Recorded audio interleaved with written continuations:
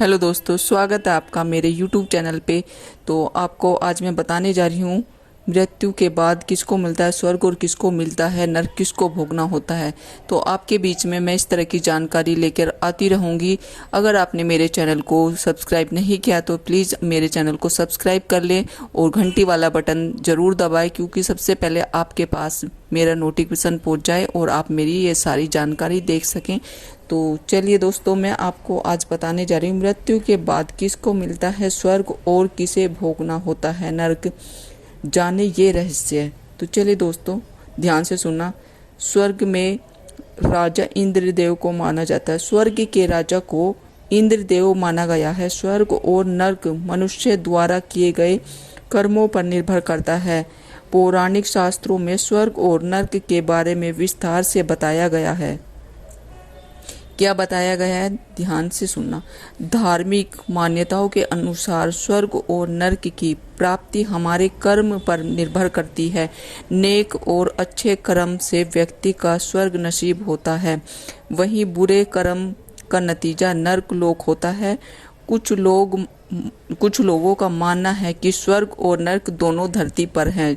जो व्यक्ति धन धान्य संपत्ति में है और खुश है, अपना जीवन व्यतीत कर रहा है खुशी से, उसे स्वर्ग की अनुभूति धरती पर ही हो रही है। दूसरा, इसके विपरीत जो लोग पाप करते हैं, धरती पर पीड़ा दुख कष्ट भोगते हैं, वही इनके लिए नरक है। लेकिन पौराणिक शास्त्रों में स्वर्ग और नरक के बारे में विस्तार से बताया गया है। क्या स्वर्ग और नरक? पंडित इंद्रमणि घन्य याल बताते हैं कि स्वर्ग के राजा इंद्रदेव को माना गया है। पंडित जी बताते हैं कि स्वर्ग नरक मनुष्य के द्वारा किए गए कर्मों पर निर्भर करता है। जो मनुष्य कभी कोई पाप नहीं करता है, किसी को शारीरिक और मानसिक हानि नहीं पहुंचाता है, उसे भगवान के चरणों में स्थान मिलता है। जो मनुष्य जीवन में पुण्य करता है, उसे स्वर्ग की प्राप्ति होती है।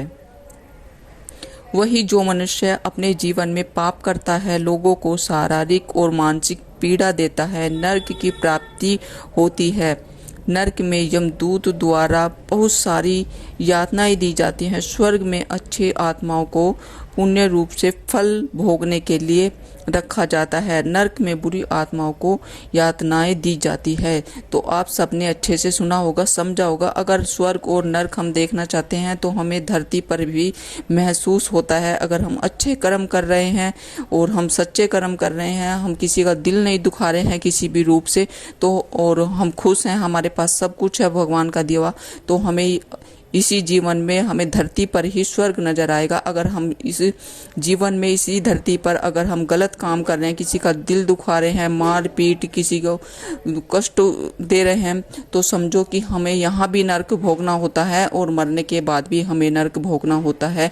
तो साथियों, आपको मेरी ये जानकारी कैसी लगी? अच्छी लगी तो चैनल को लाइक शेयर सब्सक्राइब जरूर करें और घंटी वाला बटन दबाना ना भूलें, क्योंकि ऐसी जानकारी मैं आपके बीच में लेके हर रोज आती रहूँगी। नोटिफिकेशन सबसे पहले आपके पास पहुंच जाए, इसलिए घंटी वाला बटन जरूर दबाएं। जय श्री राम।